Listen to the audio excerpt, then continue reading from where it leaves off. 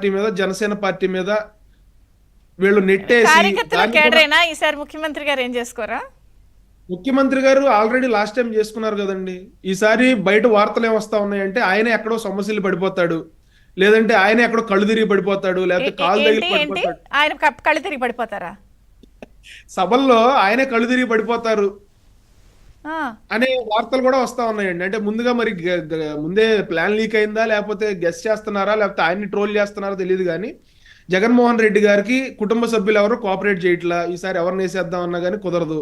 ఆయనే last time ఎలాగ కోడికత్తితో ఆయనే గుచ్చిపిచ్చుకుని ఆయనే సింపతి డ్రామాలు ఆడి హైదరాబాద్ పారిపోయి అక్కడికి వెళ్ళేదాకా ఫస్ట్ ఎయిడ్ ఎందుకు చేసుకోలేదండి అనే అనేక రకమైనటువంటి అనుమానాలు వస్తున్నాయి కదా.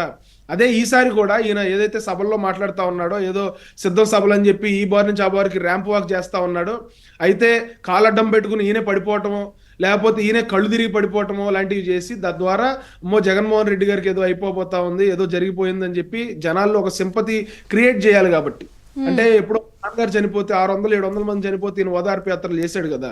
అదే టైపులో ఈసారి ఎవరూ లేరు కాబట్టి అయితే ఆయనకే కింద పడిపోవటమో, లేకపోతే కళ్ళు తిరిగి పడిపోవటమో, స్పృహ తప్పి పడిపోవటమో చేసుకుని అంటే ప్రజల కోసం ఇంత ఎండా కొండలో కష్టపడిపోతున్నాను కళ్ళు తిరుగుతుంది.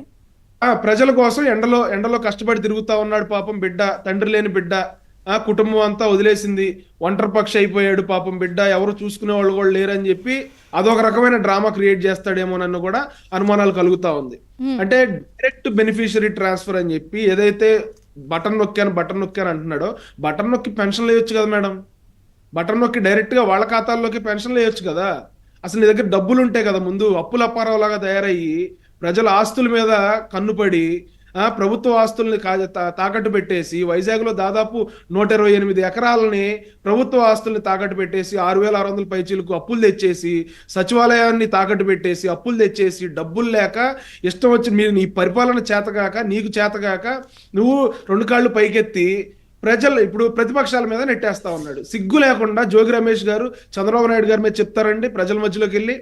పెన్షన్ రాలేదంటే చంద్రబాబు నాయుడు గారు ఆపారా?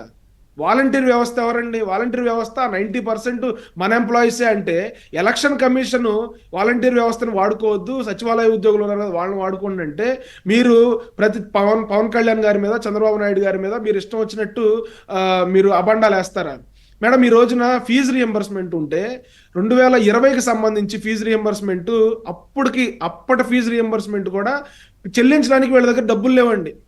డబ్బులు లేకపోతే 2 సంవత్సరాల ఫీజుకి విద్యార్థుల మీద ఇంట్రెస్ట్ భారంతో పడి 27,000 కలిపి దానిపైన ఈ 2-3 సంవత్సరాలకి ఇంట్రెస్ట్ కూడా వేసుకుని దగ్గర ₹1,00,000 గవర్నమెంట్ కట్టలేదు కాబట్టి మీరే కట్టాలి మాకని చెప్పి విద్యా సంస్థలు పిల్లలకి, స్టూడెంట్స్ కి నోటీసులు జారీ చేస్తున్న దుస్థితికి ఈ రోజున అదొక తంతు. అసలు